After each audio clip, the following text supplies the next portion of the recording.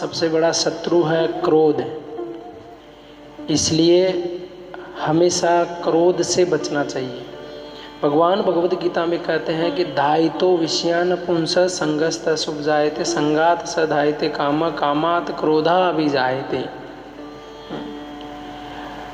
क्रोध व्यक्ति को जब आता है ना तो सर्वप्रथम क्रोध मन में प्रकट होता है, मन से धीरे धीरे बुद्धि में जाकर हावी होता है, और जैसे बुद्धि में जाता है तो पूरी बुद्धि का विनाश, बिगड़ जाती है, डिसीजन लेना बंद, क्या करना क्या नहीं करना सब भूल जाता है।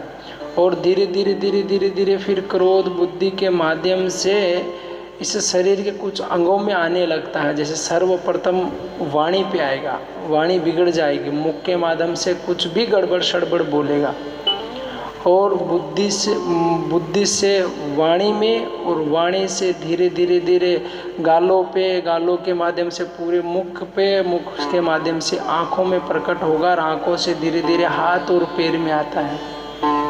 व्यक्ति की क्रोध में आंखें लाल हो जाती है, मुख से कुछ भी बोलने लगता, गाल फड़फड़ाने लगते हैं, और फिर धीरे धीरे ये दोनों हाथ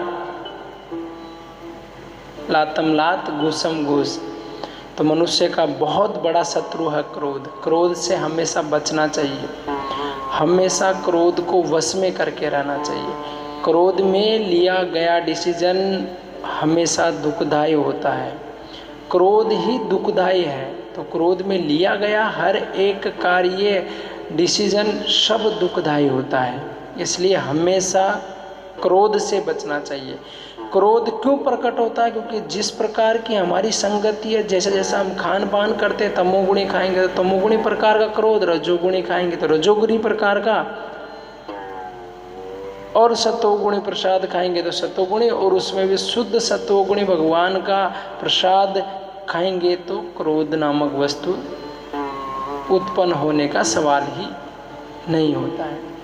इसलिए हमेशा क्रोध से बचना चाहिए। क्रोध बड़ा शत्रु है मनुष्य का। एक बार एक पति पत्नी दोनों एक ही कंपनी में काम करते थे। दोनों का गृहस्थ जीवन बहुत सुंदर चल रहा था। एक छोटा 3 से 4 वर्ष का बालक भी था। बालक को घर पे एक काम करने वाली नौकरानी के पास छोड़ करके ये दोनों एक ही कंपनी में काम करते थे, दोनों का उच्च पोस्ट। शाम को ये लोग दोनों साथ में घर पे आते थे, और पतिदेव अपना सारा जो भी सामान सब रख करके पत्नी को बोलता था कि चाय बनाओ। तो पत्नी बोलती कि चाय, मैं भी आपके साथ में काम करके आई और मैं चाय बनाऊं? क्यों, तुम बनाओ चाय। बोला नहीं, चाय तुमको बनाना पड़ेगा। तो फिर धीरे धीरे दोनों में क्रोध प्रकट हुआ। बोला मैं नहीं बनाऊंगी। बोला नहीं बनाओ, नहीं बनाऊंगी, बनाओ। बार बार जब दोनों पति पत्नी इस प्रकार से कर रहे थे तो धीरे धीरे क्रोध बढ़ने लगा, और वो बोलती कि 5 वर्ष का बालक बड़ा परेशान कर रहा है, इसको आप रखो। बोला नहीं, इसको आप रखो। बोला इसको आप रखो। बोला नहीं, इसको आप रखो। तो बोला अगर नहीं रखना तो फेंक दो खिड़की से बाहर। तो खिड़की से बाहर फेंक दिया उसके पति ने उस बालक को। 4 वर्ष का बालक था। क्रोध में बुद्धि क्या कार्य करेगी भूल गया, और बालक 7वें माले पे रहते थे। बालक नीचे गिरा और मृत्यु को। ये दृश्य कौन देखी? वहाँ पर दोनों देख रहे थे। माँ को पता चला कि मेरे बेटे को, तो वो भी कूद करके बेटे के पीछे पीछे नीचे गिरी, और उन दोनों के पीछे थोड़ी देर में विचार आया कि मेरी पत्नी और मेरे बच्चे, मैं किसके लिए सब कर रहा हूँ। वो भी कूदा और वो भी मर गया।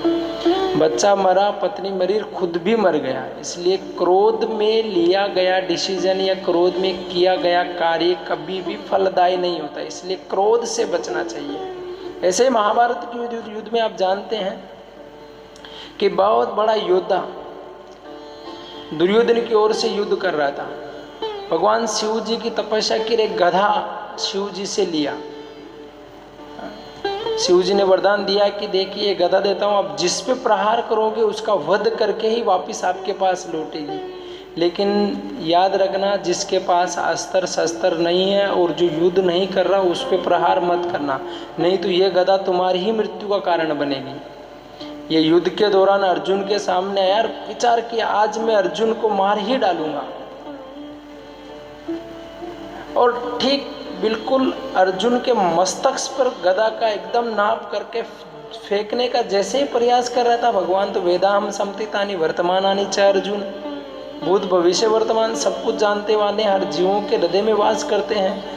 तो भगवान कृष्ण ने रथ इस प्रकार से चलाया कि वो बराबर डिसीजन ले नहीं पा रहा था कि कैसे मस्तक पे दूं कि कहाँ दूं, तो बार बार गड़बड़ हो रहा था। तो उससे धीरे धीरे उसको क्रोध आने लगा और क्रोध में भूल गया कि शिव जी का क्या वरदान था और शिव जी ने क्या बोला था। बोला कि ये बहुत परेशान कर रहा है कृष्ण, और ऐसे गदा उस अर्जुन के ऊपर ना लगाकर भगवान कृष्ण के ऊपर प्रहार किया। जैसे भगवान के पास गई तो भगवान तो युद्ध नहीं कर रहे थे, शिव जी का वरदान था, वापिस गदा लौटी और उसी को मार डाली। अर्थात क्रोध में लिया गया कोई भी डिसीजन फलदायी नहीं होता है, इसलिए क्रोध से बचना चाहिए, क्रोध कभी नहीं करना चाहिए। क्रोध अगर होता भी है, हावी भी हो रहा है, तो उसको तुरंत वश में कर लेना चाहिए, क्योंकि ये क्रोध जो है हमेशा दुखदायी होता है। अभी सबसे बड़ी बात यह है कि ठीक है क्रोध तो होगा उत्पन्न, हमारी इंद्रियां वशीभूत नहीं है, तो क्या करें, कैसे वश में करें। भगवान का नाम जप करने से, भगवत प्रसाद पाने से, भगवान के मंदिरों में जाने से या भक्तों को प्रणाम करने से धीरे धीरे क्रोध वश में होता है। और यदि और भी फास्ट गति से इस क्रोध को वश में करना है तो हमेशा भागवत का श्रवण, कथा का श्रवण, इसका पाठ और साथ साथ में भगवत प्रसाद, अगर ये 2-3 कार्य करेंगे तो निश्चित क्रोध वश में हो जाएगा, इसमें कोई दोहराई नहीं है। इसलिए हमेशा भगवत प्रसाद, भगवत गुणगान, भगवान की भक्ति में लगे रहना चाहिए। ये करने से धीरे धीरे क्रोध वश में हो जाता है। जैसे पांडवगण, भीमसेन कितने क्रोधी थे, लेकिन भगवत प्रसाद, भगवत चिंतन करने से क्रोध जहाँ यूटिलाइज होता वहाँ, आप विचार कीजिए, हनुमान जी अतुलित बल धामा, इतने बलवान हनुमान जी क्रोधी थे, लेकिन कहाँ क्रोध को यूटिलाइज करना चाहिए, हनुमान जी से सीखना चाहिए।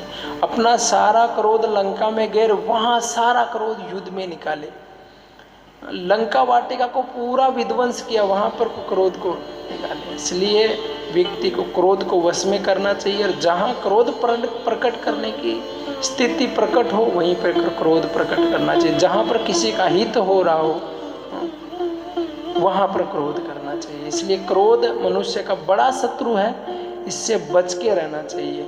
अगर क्रोध से बचेंगे नहीं, क्रोध करेंगे तो भूत भविष्य वर्तमान तीनों काल को बर्बाद कर देंगे। इसलिए हम सबको चाहिए कि इस क्रोध से बचें, कभी क्रोध नहीं करें।